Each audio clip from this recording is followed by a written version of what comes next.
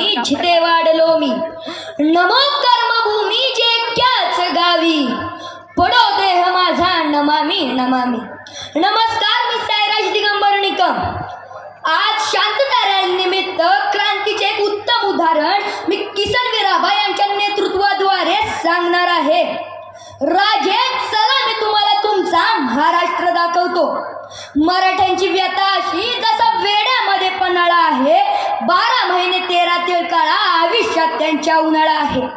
राजे चुकूनही विचारू नका अवस्था त्यांची कशी आहे। विष प्यायला पैसे नाही तर घराच्या आडाला फाशी आहे। व्याजानं व्याज वाढत जातं तरी विचारतात हप्ता का थकवतोयस। राजे चला मी तुम्हाला तुमचा महाराष्ट्र दाखवतो।